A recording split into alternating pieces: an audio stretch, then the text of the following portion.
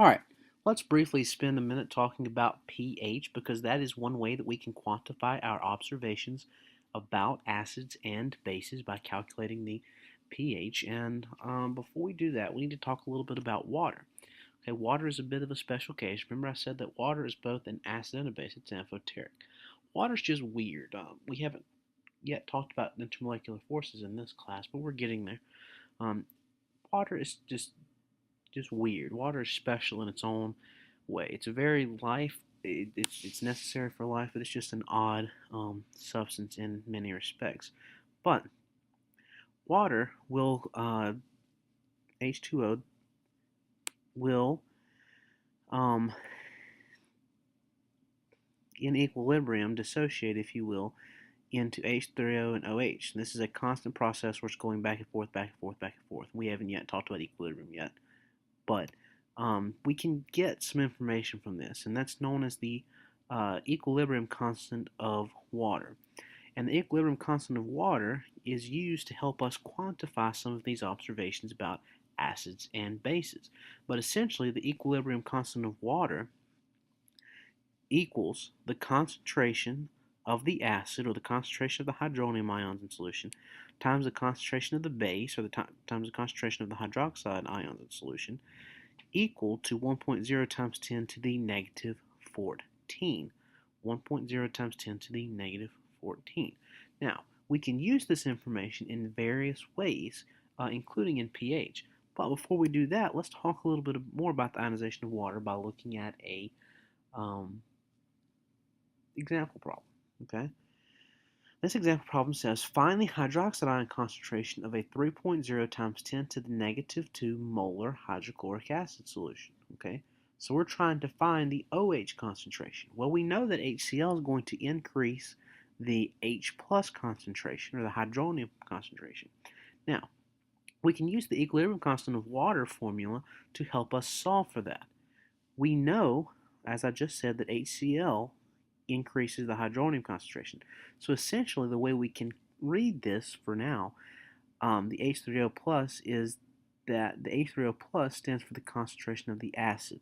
Okay, stands for the concentration of the acid. So what we can do is we can plug that molarity that we have measured up here into this equation. Since 3.0 times 10 to the negative 2 molar HCl is the concentration of the acid, we can plug that in for H3O plus. Okay, now 3.0 times 10 to the negative 2 multiplied times the hydroxide concentration equals the equilibrium constant of water. And we can simply solve for hydroxide now by dividing 1.0 times 10 to the negative 14 by our acid concentration. That gives us a hydroxide concentration of 3.3 times 10 to the negative 13th. Okay? Now, that tells us the concentration of hydroxide ions in this aqueous solution. If we're dealing with an aqueous solution, of course, we're going to have both H3O ions and OH ions in that solution at some point. Now, the question is this solution acidic or basic? Well, how can we tell? We have to look at the concentration of the acid compared to the base. Okay? The base, the hydroxide, has a concentration of 3.3 times 10 to the negative 13, where the acid, going back to the original problem, has a 3.0 times 10 to the negative 2. Since this number, 3.0 times 10 to the negative 2 molar, is larger than our OH concentration, we know that this solution is acidic. If H3O is larger, if we have more acid, then it must be an acidic solution. Okay? Which leads us kind of to our discussion on the pH scale. Okay, the pH scale you are quite familiar with. It's a way of measuring how acidic or how basic a substance is. It ranges from 0 to 14, though you can have smaller numbers than 0 and larger numbers than 14 in certain cases. And we generally say anything with a pH of less than 7 is acidic, and anything with a pH of greater than 7 is basic. But where does that leave 7? Well, 7 is typically considered a neutral compound. Okay? Now, we have a formula used to calculate pH. Okay? pH is a French word meaning pouvoir hydrogène. It's French. You know, I'm not a French speaker. I'm not a francophone. But it means hydrogen power, okay? In order to calculate the pH, or the power of the hydrogen, we have to use the log function. And lucky for you, if you haven't used this yet in Algebra 2 or in Pre-Cal, all you simply have to do in this class is know how to use the button on your calculator. We simply just press a button and it does it for us. We don't use a slide rule or anything like that. Okay? So, to calculate the pH, we take the negative log, so just our negative key, then press the log key. Now the log key, if you're using the recommended calculator, is on the left-hand side underneath the second key. Okay, it's pretty close to the second key on that left-hand side of buttons. Okay, so you'd punch negative log times the concentration of your acid. This bracket means the concentration. H3O for now means acid. Okay?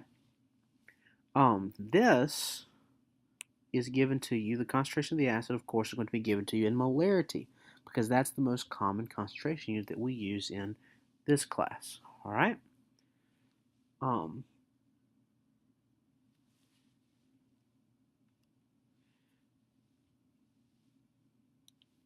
Let's look at the pH of some common substances. You probably are familiar with this. Pure water is typically neutral. Milk is slightly acidic. We have acidic lactic acid. We've got black coffee. Tomatoes, wine is definitely acidic. Vinegar, lemon juice, stomach fluid, gastric juices. Typically that's made up of a good bit of hydrochloric acid. And of course battery acid. Some basic things, some slightly basic things include blood and seawater. Sodium bicarbonate, or just went blank. Baking soda, rather, solution.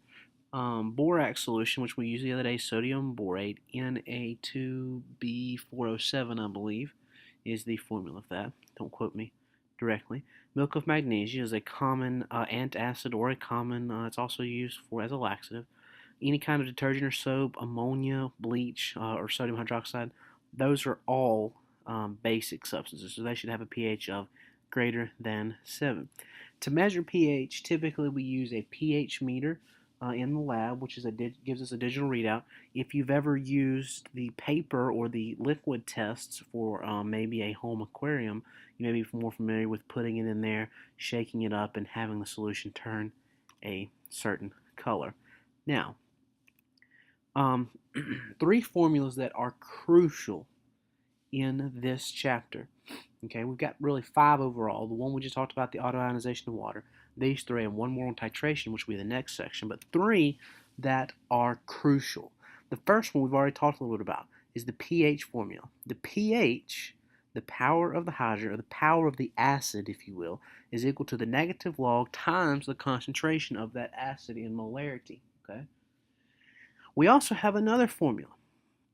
POH, or power of the base. In order to calculate the power of the base, we're going to use the negative log times the concentration of that base.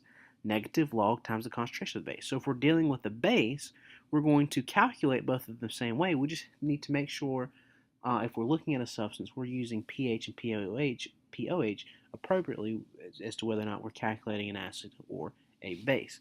And the last one, formula for this little section, is the pH plus POH formula, which is very helpful. If you know the pH or the POH, you can calculate one or the other based on this formula. And it's simple. The pH plus the POH is going to be equal to 14. So if something has a pH of 4 and you're trying to calculate the POH, well, the POH is going to be 10 because you're going to subtract 4 from 14. Just a simple algebra problem. Okay? Or simple arithmetic, rather. Now, let's look at an example problem. What is the pH of a 0.050 molar nitric acid solution? Well, we're dealing with nitric acid here, so we're going to, and we're trying to calculate the pH, so we're going to use the pH formula. Okay, pH equals negative log times the concentration of the acid. And this is quite simple. We simply take the pH and plug in that concentration that we get from our problem. Now, we need to put this in on our calculator. We're going to press the negative key, the log key, and then you're going to put 0.050 close parentheses into your calculator and press enter. Once you do that, you should end up with a pH of 1.3. Remember your significant figures. So, my question is this: is the solution acidic or basic? Well, if it has a pH of 1.3, we know that it should be an acidic compound. Okay? pH of less than 7, acidic. pH of greater than 7, basic. pH of 7, we're going to consider neutral. That's all great if we're trying to calculate the pH or the pOH because they both work the same way. But what if we're given the pH or we're given the pOH and it asks us to calculate the concentration? Well, let's see what it says. Let's try another example problem. It says, what is the molarity of hydrobromic acid in a solution that has a pH of 9.6? So now we're trying to calculate the molarity of an HBr solution. Okay? We're trying to calculate the molarity of an HBr solution. And keep in mind, this is a very simple problem. Okay? This is one of those for now problems that we'll talk more about and clarify a little more on later. Okay? But what is the molarity of HBr in a solution that has a pOH of 9.6? So we've got the pOH, which is the power of the base, and we're trying to calculate the molarity of an acid. So the very first thing we need to do is we need to determine the pH of that acid. Okay, the pOH tells us the power of the base. We can't really use that as easily as we can the pH. So the very first thing we need to do if we're trying to calculate the molarity of an acid, if we're trying to calculate the concentration of H3O plus, is to get the the pH from the pOH. So we have a pOH of 9.6. So we simply plug that into our pH plus pOH formula and solve that out, and we end up with a pH of 4.4. Now, we're going to take this information and plug that into our pH formula. Okay, so 4.4 equals the negative log times the concentration of the acid.